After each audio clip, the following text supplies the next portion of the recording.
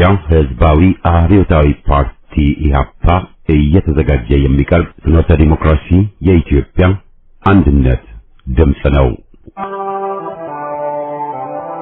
ጤና ይስጥልኝ፣ እንደምን አመሻችሁ አድማጮቻችን። ዛሬ ማክሰኞ ጥቅምት 25 ቀን 2018 ዓመተ ምህረት ነው። የደምቢ ዶሎ ዩኒቨርሲቲ ተማሪዎች የነበሩትና በአክራሪ የኦሮሞ አሸባሪዎች የታገቱት ተማሪዎች ጉዳይ እስካሁን እልባትን አላገኘም።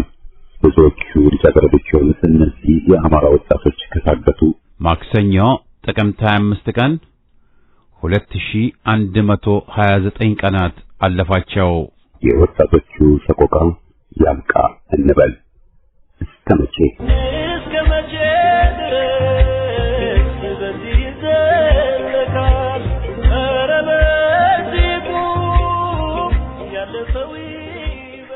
ዝግጅታችንን በዜና እንጀምራለን። በማስከተልም የኢትዮጵያ ሕዝብ ከእንግዲህ ወዲህ ማንም አገሩን ሲገነጥል በዝምታ የሚያይ አይሆንም።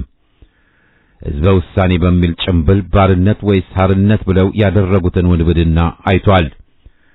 ሕዝበ ውሳኔ በአምባገነኖችና ዘረኞች ስር ጨቋኝ ሥርዓት ሰፍኖ በእነሱ ስር የሚደረግ አይደለም። የሕዝብን ድምፅ የሚቀበል የሚያከብር ኃይል በስልጣን ቢኖር ኖሮ በዋናው ፖለቲካ ጉዳይ ሕዝበ ውሳኔም ባላስፈለገ ነበር። ከቂሊንጦ ሆኖ በእስር እየማቀቁ ስለ ፍትህ ውሳኔ ከታሳሪዎች ሊመጣ አይጠበቅም። ጨቋኞቻችን ሕዝበ ውሳኔ ሳይሆን ውሳኔ አምባገነን ነው እውን የሚያደርጉብን። ሁለተኛ ጥፋት ቆሞ ማንቀላፋት በሚል ርዕስ ከዝግጅት ክፍላችን የቀረበ ጽሑፍ ነው። በመጨረሻም አገር ያለ ሕዝብ፣ ሕዝብ ያለ አገር ህልውና የላቸውም በሚል ርዕስ የቀረበውን ሀተታ አሰምተን የዛሬ ዝግጅታችን ፍጻሜ ይሆናል። አሁን ወደ ዜናው። በሁለቱ ክፍለ ጦሮች የተወጣጡ የአሳምነው ልጆች የጥላትን ኃይል ድባቅ መጥተዋል። የአብይ አህመድ ጦር በመራቤቴ አውራጃ ከተለያዩ ቦታዎች ጡት ቆራጩን የአረመኔው ኃይል በማምጣት ያለበሰው የጦር ስልት የለም። ሆኖም ግን የአፄ ዘርዓ ያዕቆብ አንደኛ ኮር የአፄ ይኩኖ አምላክ ክፍለ ጦር እና ከነዳ ክፍለ ጦር ጋር በወሰዱት የደፈጣ እርምጃ ሙሉ በሙሉ ደምስሰውታል። በሌላ ዜና የባንዲ እንዳለ የአገዛዙ ኃይል ጡት ቆራጭ በኤፍራታ ግድም ወረዳ በዚህ ሳምንት በይፋ የኦሮሞ ባንዲራ በማውለብለብ ከአጣዬ ከተማ ተነስቶ ወደ በርግቢ ካምቦ በመግባት የአማራን የጥላቻን ያሳየበት ከመሆኑ አንጻር ትልቅ እርምጃ ሆኖ ተወስዷል። የአማራ ፋኖ ብሔራዊ ኃይል የዚህ የጥቃት ሰለባ የሆኑ አካባቢዎችን መልሶ በመቆጣጠርና ድባቅ በመምታት ደም በመመለስ ከአማራ ግዛት ተሻግሮ ኦሮሞ አካባቢ ያለውን ነፃ ለማውጣት ትልቅ ጀብድ የፈጸመበት ሁኔታ እንዳለም ተገልጿል። የጃዊ መተከል ቀጠና የሻለቃዎች ጥምረት ባደረጉት የደፈጣ ውጊያ በጥላት ላይ ኪሳራ አድርሰዋል። ብሔራዊ ተብሎ ከሚጠራው ቀጠና ላይ በተደረገው ውጊያ ጥላት ሙትና ቁስለኛ ሆኗል። በሌላ ዜና የአረመኔው አገዛዝ ስርዓት ተላላኪ ሰራዊት በመግባት ቀጠና ሁሉ በንጹሃን ላይ የግድያና የዘረፋ ድብደባና መሰል አጸያፊ እኩይ ተግባራትን እየፈጸመ መሆኑ ታውቋል። በፍንድቃ ከተማ በአዳር የሚኖር ዘይኑ የሚባል ሙስሊም በአረመኔው አገዛዝ በአሰቃቂ ሁኔታ ተረሽኗል። ደሳሌ ጥፋን የተባለ የአምቡላንስ ቀበሌ ነዋሪ በግፍ ተረሽኗል። እንዲሁም በዚሁ ቀጠና ከአንድ ግለሰብ 20 ሺህ ብር ዘርፎ ወስደዋል። የባምቡልክ ጤና ጣቢያ መድኃኒት በማውደም ሰራተኞችን እንዳሰሩ በማለት አንገራግረዋል። ጃዊ ፈንድቃ ከተማ ላይ የቀን ሰራተኛ በማፈስ ፋኖ ማርከናል እያሉ የቄልነት አስቂኝ ድራማም እየሰሩ ይገኛል። በገቡበት ቀጠና ሁሉ በተለይ የተዘጉ ቤቶችን በመክፈት ያገኙትን ዕቃ ሁሉ ዘርፈዋል። እንደ ወርቅና ብር መሰል ጌጣጌጦችንም አውድመዋል። ማህበረሰቡን አዝመራ የምሽግ መቆፈሪያና የአስከሬን መቅበሪያ አድርገዋል። ከወፍጮ ቤት በመግባት ናፍጣ ቀድተው ወስደዋል። ቁስለኛ በመያዝ ዓለም አቀፍ የጦርነት ሕግ በመጣስ በአሰቃቂ ሁኔታ ረሽነዋል። ፊልፊል ቀበሌ ላይ የጤና ኬላ ሰራተኞች ቤት በመግባት ከልብስ ጀምሮ እስከ ትልልቅ ዕቃዎች ድረስ መዝረፋቸው ታውቋል። ይህ ሁሉ ውድመት የተፈጸመው በጃዊ ፈንድቃ አካባቢና በተደረገው ቀጠናዊ ሰላም የማስከበርና አገዛዙን ግብረ አበሮቹን ለማስወጣት በተደረገው ኦፕሬሽን የአጸፋ እርምጃ ለመውሰድ መሆኑን ታውቋል። ፋኖቹ በበኩላቸው አንድ ኦራል፣ አንድ ፔምፔ ወይም ደግሞ ብረት ለበስ ወይም ታንክ የማረኩ ሲሆን አካባቢው ላይ ዘልቀው በመግባት ከፍተኛ የሆነ ጀብድ ፈጽመው ፈንድቃን ተቆጣጥረዋል። ደጀን ክፍለ ጦር እስታሽ ከተማን ተቆጣጠረ። የአማራ ፋኖ ብሔራዊ ለአማራ ቀጠና ምልክት የደገው መብረቅ ኮር ደጀን ክፍለ ጦር ከጠላት ጋር ባደረገው የ24 ሰዓት ከባድ ትንቅንቅ ተጋድሎ ዛሬ ሌሊቱን የፋሽስቱን ሰራዊት 360 ዲግሪ በመክበብ በጠላት ላይ ከፍተኛ ጉዳት አድርሷል። እስታሽ ላይ የተቆረጠው የፋሽስቱ ስርዓት አሁን ተገኝ ወረዳ ላይ ራሱን ችሎ እንዳይቆም ተደርጓል። አሁን ተገኝ ወረዳ ላይ ያለው ወራሪ እስታሽ ወንድሙን ሞትና በትር ሲሰማ ሌሊቱን እግሬ አውጪኝ ብሎ ሸሽቶ አድሯል። አሸባሪው ስርዓት ከዚህ ቀደም በፋኖች ተይዞ የነበረው የስታሽ ከተማ መካናይዝድ ኃይል ተጠቅሞ በድሮን ታግዞ የገባ መሆኑ የሚታወቅ ቢሆንም በደጀን ክፍለ ጦር ድንገተኛ የ360 ዲግሪ የብልጽግና ኃይል በመደምሰስ ሌሊቱን እስታሽን ተቆጣጥረው አድረዋል። ህዝባዊ ውይይት ተጠናክሮ ቀጥሏል። በኤፍራታና ግድም ወረዳ የሉልጊ ሰረት ቀበሌ የህዝብ ሰፋ ያለ የህዝብ መድረክ ተካሂዷል። እንመክራለን፣ እንወያያለን፣ እንደራጃለን፣ እናቅዳለን፣ ጠላትን ድባቅ እንመታለን በሚል መሪ ቃል የአማራ ፋኖ ብሔራዊ ኃይል በሁሉም ቀጠናዎች የማህበረሰባዊ ውይይት በማድረግ መዋቅር እየሰራ መሆኑን ታውቋል። ምዕራብ ጎጃም ቋሪት ወረዳ ዶክተር በአሰቃቂ ሁኔታ ተገደለ። የ102ኛ ኮር አካል በሆነው ገረመ ወንዳውቅ በሚያስተዳድረው ገብረ ማርያም ከተማ ወደ ወይበኝ እንዲሁም ከገነት አቦ ከተማ ወደ ቦረቦር እንቅስቃሴ ያደረገ ቢሆንም ናሮች የገረመ ወንዳውቅ ልጆች እንደ መቋቋሚያ ካተው ያረመነው አገዛዝ ሰራዊት ንጹሃንን በአደባባይ ረሽኗል። ጡት ቆራጭ አገዛዙ ኃይል የመጣበትን ዓላማ ሳያሳካለት ሲቀር ምንም አይነት ከትግሉ ጋር ግንኙነት የሌላቸው ግለሰቦችን ድብደባና ግድያ እንዲሁም ለንግድ አገልግሎት የሚውሉ 4 ሞተሮችን በማቃጠል አረመናዊ ተግባሩን ፈጽሟል። አስመራ ግዛቸው የተባለ የወይበይ ጣና ጣቢያ ፋርማሲ ባለሙያ የነበረ ፋኖን ታከማለ በሚል ከጤና ጣቢያ አውጥተው በአደባባይ ረሽነውታል።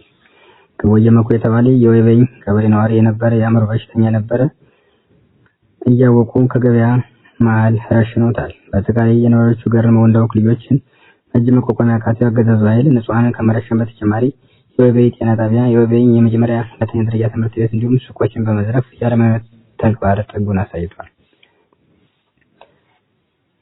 በግፍ በኦሮሞ ጠባብ አገዛዝ የተገደሉት የኦርቶዶክሳውያን ስርዓተ ቀብራቸው ተፈጸመ። በምስራቅ አርሲ ከአምቦሳ ከተማ 12 ኪሎ ሜትር ርቀት ላይ በምትገኘው ገዶ በምትባል ቀበሌ ውስጥ ባጭዳ ላይ ያለው ትናንት ከሰዓት ላይ 5 ኦርቶዶክሳውያን በታጣቂዎች መገደላቸውን ታውቋል። በግፍ የተገደሉት ዛሬ አምቦሳ እንደተከበሩ ከስፍራው መረጃው ደርሶናል። የተገደሉት ኦርቶዶክሳውያን ስም ዝርዝር የጋሽ ሰይ፣ የሽጠላ ሰይ፣ ጥበቡ ዝቅ አረጋቸው፣ አሞኛ ኃይልዬ፣ ንጉስ የከበደ እንደሚባሉ ተገልጿል። የዕለቱ ዜና እዚያ በቃ።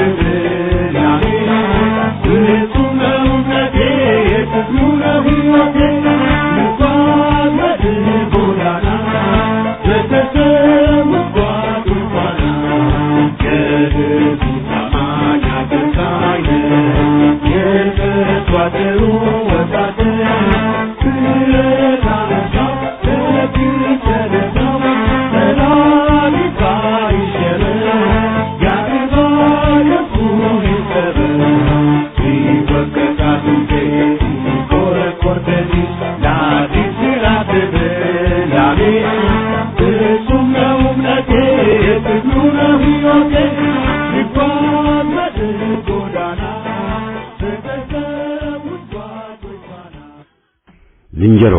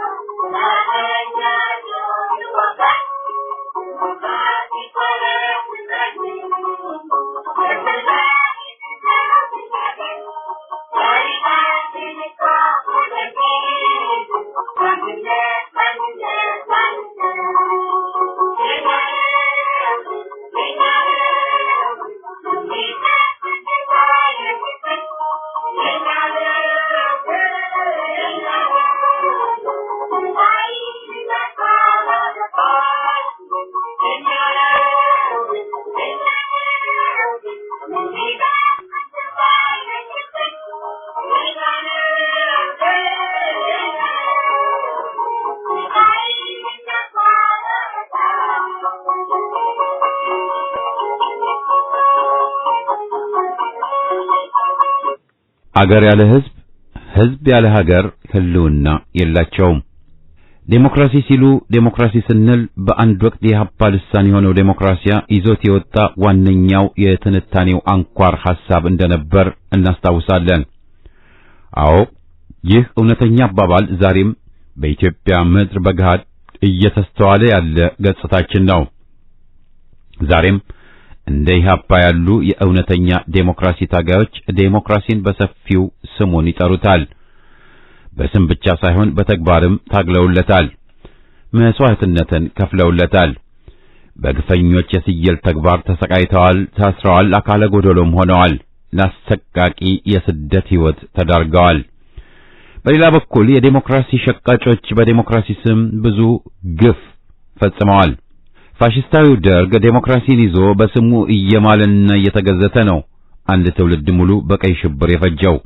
አገሪቷንም ለዘመኑ ዘረኞችና ጠባቦች አስረክቦ ወደ ዚምባብዌ ፈረጠጠው። የ32 ዓመታቱ የኢትዮጵያ ዘረኛ አገዛዞችም ፍትህ፣ እኩልነትን በማስመሰያነት እየጋቱ ነበር ኢትዮጵያን ያጠፏት።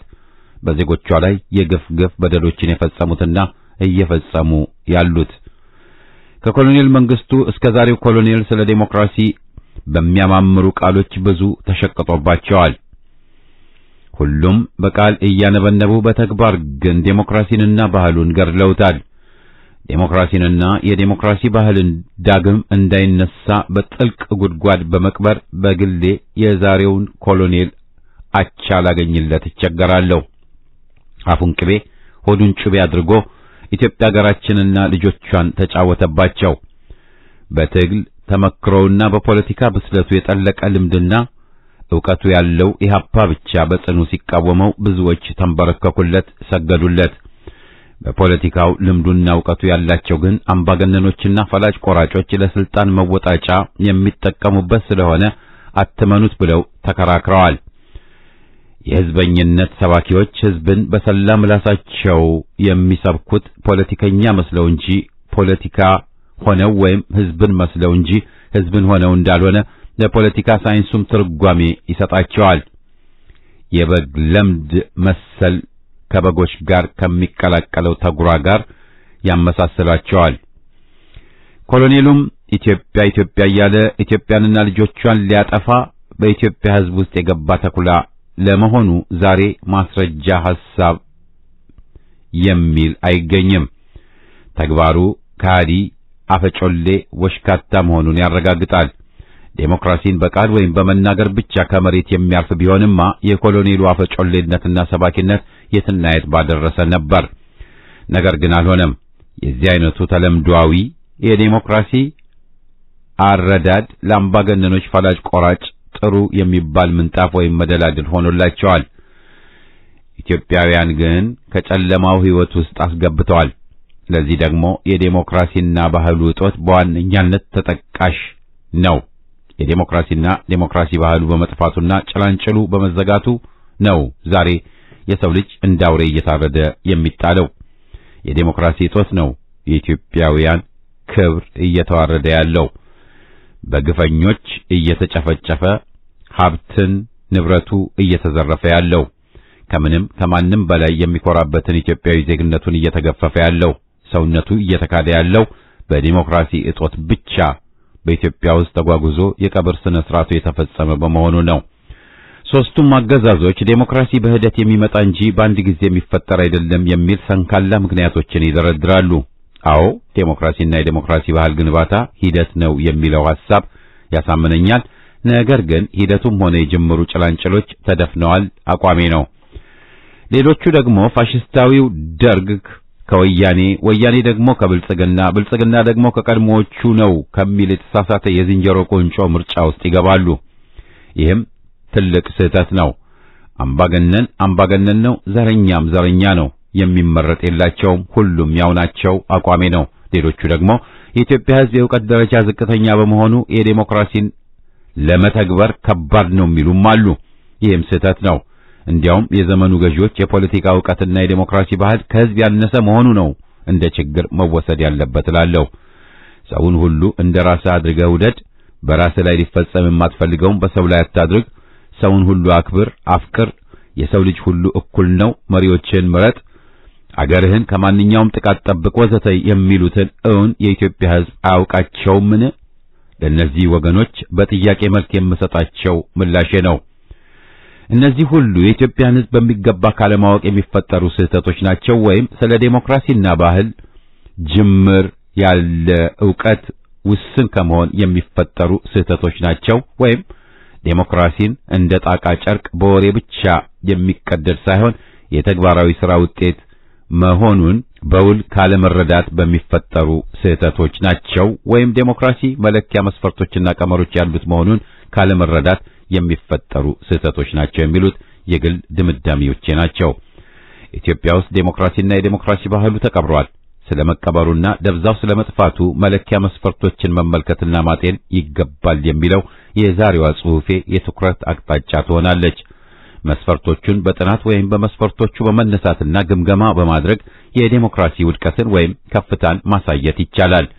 ይህ ከካድሬዋ ወይም ከጭፍን ደጋፊዎች ወይም ከፈላጭ ቆራጭ ገዢዎች በተለየ መልኩ ከተሻለ ድምዳሜ ላይ ያደርሳል።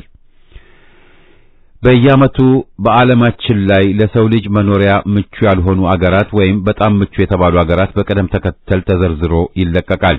በቅደም ተከተል የሚያስቀምጧቸው መለኪያ መስፈርቶች ናቸው።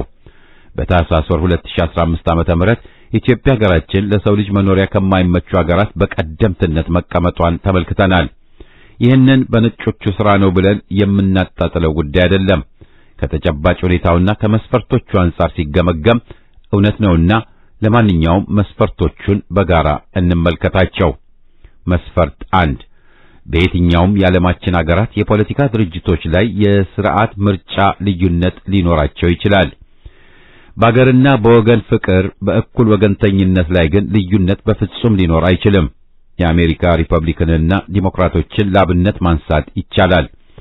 በአገራቸውና በዜጎቻቸው ላይ ልዩነት የላቸውም። እንዳለመታደል ሆኖ በኢትዮጵያ ነፃ አውጪዎች ነን ተብዬዎች ዘንድ ይህ እውነተኛ የፖለቲካ አመለካከት የለም። የኢትዮጵያ የዘመናችን ገዢዎች በወርተረኝነት እየተፈራረቁ ቢገዙንም ኢትዮጵያ ሀገራችን እኛ ልጆቿ እየጠሉን መግዛታቸው ለሕዝብ የገባውን ቃል ኪዳን በትክክል መተርጎም የሚችል ምርጫ ቦርድ ወይም ተቋም ሲኖር ብቻ ነው። ታዲያ ይህን እውነተኛ ተልእኮ ፈጻሚ የነበሩት የፋሽስታዊው ደርግ ወይስ የወያኔ ኢህአዴግ ወይስ የኦዴፓ ብልጽግናው ምርጫ ቦርዶች?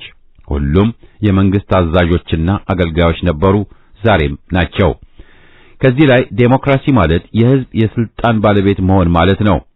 ይህ እውን የሚሆነው ደግሞ ለሕዝብ የሚመረጡ አማራጮች ቀርበውለት መምረጥ ሲችል እንጂ ለተመሳሳይ ሰዎች አንበሳና ዝሆን ወይም ንብና አምፖልን በምልክትነት መስጠት ሊሆን አይችልም። መስፈርት 2 ዴሞክራሲና የዴሞክራሲ ባህል መኖር የዴሞክራሲ እሴቶችን ያዳብራቸዋል። በተቃራኒው የዴሞክራሲ አለመኖር ደግሞ የዴሞክራሲ እሴት የሚባሉትን ከማቀጨጭ አልፎ ያጠፋቸዋል። ሁሉም ዜጋ በሕግ ፊት እኩል ነው። እኩል የመዳኘት መብት አለው። የሕግ የበላይነት መረጋገጥ፣ የፖለቲካ መቻቻል መኖር፣ የሚፈጠሩ አለመግባባቶችን በውይይትና በመነጋገር መፍታት፣ ግልጽነትና በሕግ ተጠያቂነት መኖር፣ በሕሊና የሚመሩ የሕዝብ አገልጋዮች መኖር፣ ከቁጥጥር ውጭ የሆነ ምክንያት ካላጋጠመ በስተቀር የምርጫ ጊዜያቶችን ጠብቆ ማካሄድ ወዘተ ዋና ዋናዎቹና ሌሎቹም የዴሞክራሲ እሴቶች ናቸው። ካለ እነዚህ እሴቶች መሬት አለመርገጥ መንግስትም ሕግም አገርም የሕዝብ ሕልውናም ይጠበቃል ማለት ዘበት ነው። እንዲያው አገርና ሕዝብ ስርዓት አልበኝነት ወደሚባለው አደገኛ ሁኔታ የመቀየር ዕድሉ ሰፊ ነው። በአገራችን ኢትዮጵያም ዛሬ ገሃድ እየተስተዋለ ያለው ስርዓት ያጣ ሁኔታ አፈናውና አድሏዊ መስተዳድሩ የፈጠራቸው መሆኑን መካድ አይቻልም። ለዚህ ነው አገራችንና ሕዝባችን እጅግ አስከፊ ከሆነ ቅርቃር ውስጥ ገብተዋል የሚባለው። መስፈርት 3 የመንግስት አካላት የሚባሉት ሕግ አውጪ፣ ሕግ ተርጓሚና ሕግ አስፈጻሚ አካላት የዴሞክራሲና ዴሞክራሲ ባህል ግንባታ እንደ ምሰሶ አድርጎ ያስቀምጣቸዋል።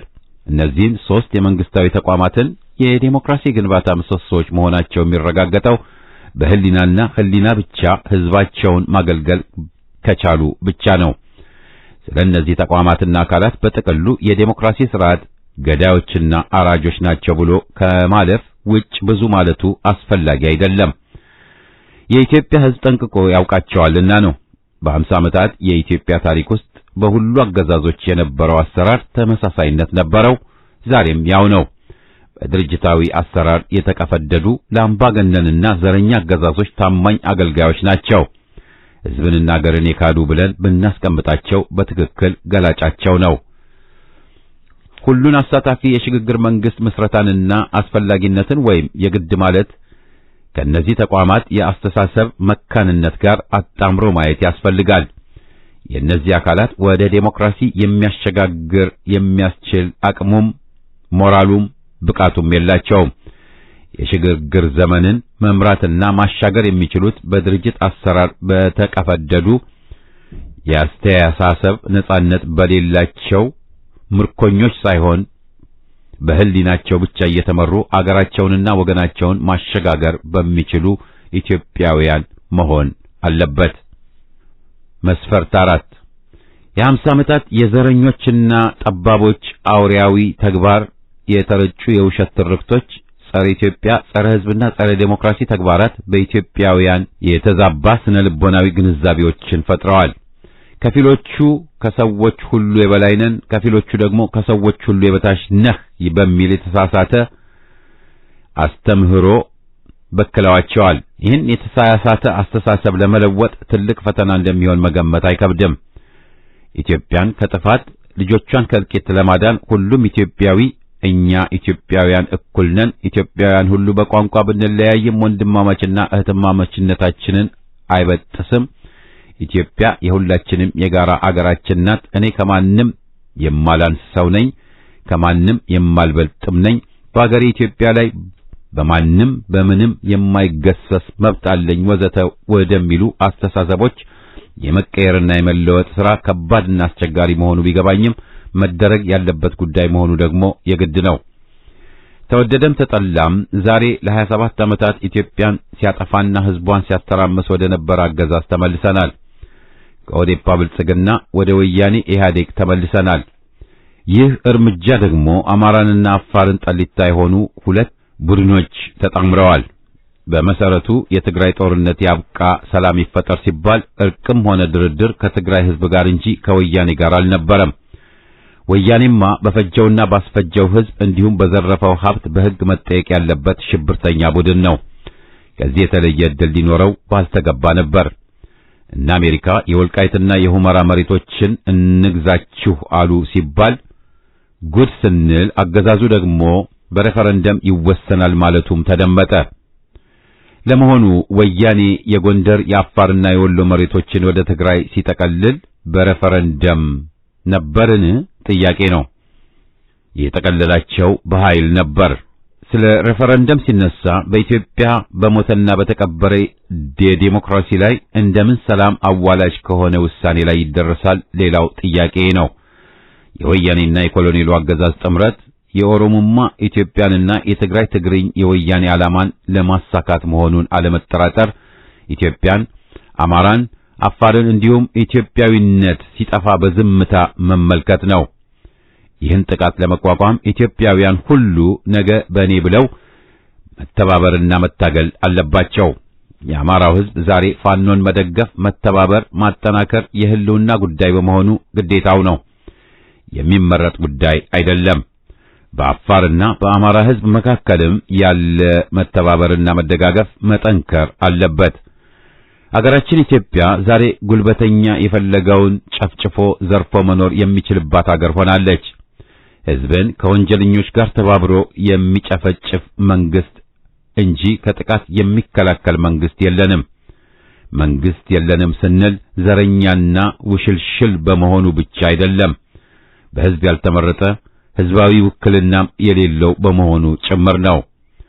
አገር ያለ ሕዝብ፣ ሕዝብም ያለ ሀገር፣ ሁለቱም ደግሞ ያለ ዴሞክራሲ ህልውና የላቸውም። ወደድንም ጠላንም ኢትዮጵያ ሀገራችን ሶስቱን ያጣች ሀገር ሆናለች። የተሻለ መፍትሄ ሊገኝ የሚችለው ሕዝባዊ ትግሉን ከረር አድርጎ በተባበረ ኃይል መቀጠል ብቻ ነው። መንግስታዊ ሽብርተኝነት ይወገድ፣ ገዳዮችና ሽብርተኞች ለሕግ ይቅረቡ።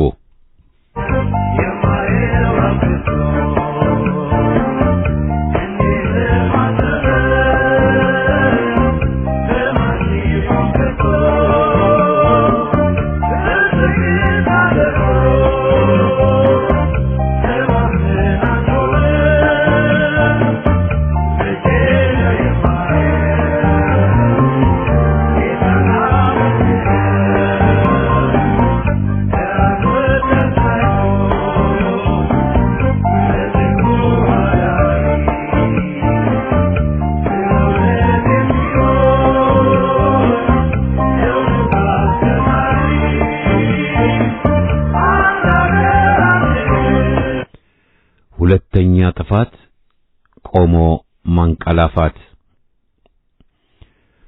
አንዴ መደናገር ይፈቀዳል ባይባልም የሚጠበቅ ነው። ሁለት ሶስቴ መታለል ግን በጥፋት ደረጃ የሚመደብና የሚያስወቅስም ነው። በመጀመሪያ ላይ ጠባቡ ኮሎኔል በፍየል ምላሱና በዲስኩሩ ያደናገራቸው በርከት ማለቱ የሚደንቅ አይደለም። ዛሬ ግን ስንት ሕፃን ሽማግሌ አማራ ብሎ አፋር ብሎ ወዘተ ገድሎ ፈሽቶ ኢትዮጵያን የመከራ የለቅሶ ምድር ካደረጋት በኋላ አውሬውን ለመደገፍ መዳዳት የሚፈቀድ ሊሆን አይችልም። ራሳችንን ካላታለልን በቀር በኢትዮጵያ ስልጣን ያለው በጸረ ኢትዮጵያ ዘረኛ ቡድን እጅ ነው። አላየንም አልገባንም ካላልን በቀር የዘረኛው አገዛዝ ቀጣይ ዕቅድ አማራውን መፍጀት፣ ማፈናቀል መቀጠል ነውና ለግቤ እንቅፋት ይሆናል የሚለውንና ይታገለኛል ብሎ የፈራውን ፋኖ ኃይልና ኢትዮጵያ ያሉ አገር ወዳዶችን ማጥፋት ነው። በመርዘኛ አፉ ጸረ ፋኖ ዘመቻውን አጠናክሯል። ቀጥሎም በባዕዳንም ተደግፎ ፋኖና አገር ወዳድ ኃይሎች ላይ አስከፊ ዘመቻን ማካሄድ ነው። ቀጥሎም አዲስ አበባ ላይ ሳይቀር የዘር ማጽዳት አካሂዶ ፊንፊኔያዊ ቅዠቱን ባለቀለም ህልም ማድረግ ነው። አይኑን በሚገባ ከፍቶ ማየት ቢችል ኖሮ የናገኘውና ደመቀ መኮንን የነ ሽፈራው ሽጉጤና ኃይለ ማርያም ደሳለኝ ማለትም የለየላቸው ባንዳዎችና ከሃዲዎች ጊዜ እያከተመነ ነው። ኮሎኔሉ ራሱ በህዝብ ተጠልቷል። የዳያስፖራም ደላሎች ንግዳቸው ቀዝቅዟል። በገና በዓል ሰበብ በርካታዎች ወደ ኢትዮጵያ ለጉብኝት መጡ በሚል ሊሞካሹብን ሞክረዋል። መሄድ ሳይችሉ የከረሙ የትግራይ ተወላጆች ወደ ትውልድ ቦታቸውና ዘመዶቻቸው በብዛት ቢሄዱ የሚያስገርም አይደለም። ወያኔ እድሜ ለኮሎኔሉ የትግራይ የበላይ አስተዳዳሪ ሆኖ ይገኛልና ትግራይ እስር ቤት ሆኖ የቆየባቸው በመሆኗ ጥለዋት አዲስ አበባ ሲበሩ መቼም አይመለሱም ያለው ወያኔ እንደ ዩክሬን ባለስልጣኖች ከ16 እስከ 60 ዓመት ያላቸው እንዳይወጡ እዝን አወጣ እየተባለም ነው።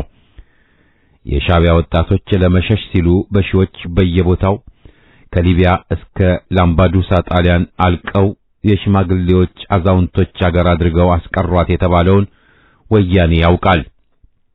ረጋ ብለው ሁኔታውን ለሚያዩት ለሚመረምሩት ደግሞ የወያኔና የኮሎኔሉ ሰላም መሰረትን ልፈፋ ባዶና ከንቱ መሆኑን መገንዘብ አያቅታቸውም።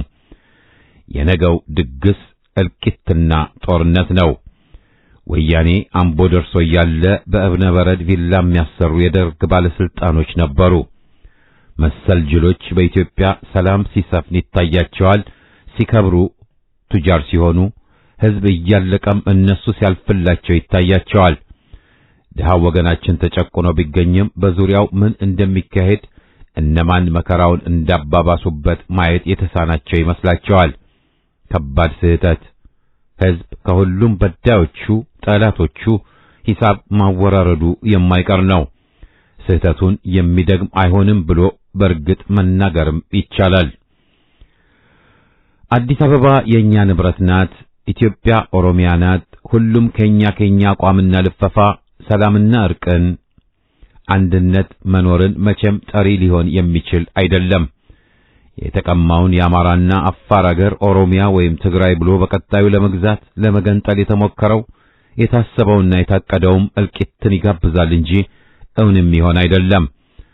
አማራም አፋሩም ሞኝ በግ አይደለም ታርዶም ያልቅ። ወያኔም ሽንፈቱን ተቀብሎ ካላረፈና ወደ ስልጣን እመለሳለሁ ብሎ ከቃዠ ወይም ከዘንድሮ ዘረኞች ጋር ሆኜ አማራን አገር ወዳዱን እፈጃለሁ ብሎ ከተፍጨረጨረ ወይም ዘርፌ የነበረውን መሬት በኮሎኔሉና በባዕዳን ግብረ አበርነት አስመልሳለሁ፣ ትግራይን እገነጥላለሁ ብሎ ካመነ በራሱ ላይና በሕዝብ ላይ አሰቃቂ ሁኔታን ከመጋበዝ ሌላ ምንም የሚያገኘው ትርፍ አይኖርም። 27 ዓመት የጨፈሩብን በቃ። ወያኔን ተከትለው አገር መብት ቀምተው ሊጨፍሩ የቋመጡት ተረኛንን ባይዘረኞች ደግሞ የሕዝብ ተቀባይነት ስለማይኖራቸው ስለሌላቸው እቅዳቸው የሚሳካ አይሆንም። የኢትዮጵያ ሕዝብ ከእንግዲህ ወዲህ ማንም አገሩን ሲገነጥል በዝምታ የሚያይ አይሆንም። ሕዝበ ውሳኔ በሚል ጭምብል ባርነት ወይስ ሐርነት ብለው ያደረጉትን ውንብድና አይቷል። ሕዝበ ውሳኔ በአምባገነኖችና ዘረኞች ስር ጨቋኝ ሥርዓት ሰፍኖ በእነሱ ስር የሚደረግ አይደለም። የሕዝብን ድምፅ የሚቀበል የሚያከብር ኃይል በስልጣን ቢኖር ኖሮ በዋናው ፖለቲካ ጉዳይ ሕዝበ ውሳኔም ባላስፈለገ ነበር። ከቂሊንጦ ሆኖ በእስር እየማቀቁ ስለ ፍትህ ውሳኔ ከታሳሪዎች ሊመጣ አይጠበቅም። ጨቋኞቻችን ሕዝበ ውሳኔ ሳይሆን ውሳኔ አምባገነን ነው እውን የሚያደርጉብን። እውን 99 በመቶ ሕዝብ መረጠን ሲሉ ሕዝብ ያልነውን በአንዲት ፊደል እንኳ ሳይቀንስ ደገፈ ሲሉ አጋሮቻቸው ባዕዳን አጅሃ ይሏቸው እንደሆነ እንጂ ብዙሃኑ ማጭበርበር በሽፍንፍን ጭቆና መቀጠል መሆኑን ያውቀዋል። የመሬቱን ባለቤት አፈናቅሎ አፍኖ አሳዶና ገድሎ የራሱን ሰፋሪ በቦታቸው አምጥቶ ሕዝበ ውሳኔ ይደረግ ማለትስ ዓይን አውጣ ብልጣ ብልጥነት እንጂ ከሕዝበ ውሳኔ ምን ያገናኘዋል? ለነገሩ ጨቋኞችና ዘረኞች ከሕዝበ ውሳኔ ጽንሰ ሐሳብ ጋር ሆድና ጀርባ ናቸው። ወያኔ የአገራችንን ሰንደቅ ዓላማ ሲቀይር ማን እሰየው አለ? የዘንድሮቹስ የአንድ የውሁዳን ድርጅት ባንዲራ የመላ ኦሮሞ ሕዝብ ነው ማለቱን አልፈው የኢትዮጵያ ሰንደቅ ዓላማን ከልክለው ይህ ነው የሚሆነው ሲሉና በየቦታው ይውለብለብ ሲሉስ ማንን አማክረውና አስወስነው ነው? ሕሊና ያለው ያመዛዝን፣ ዓይን ያለው የተደገሰለትን ይይ፣ ጆሮ ያለውም ይስማ። የኢትዮጵያን ሰቆቃ ሁላችንም እናዳምጥ። ደም መርገጥ እንጸየፍ፣ ይጸጽተንም እንላለን።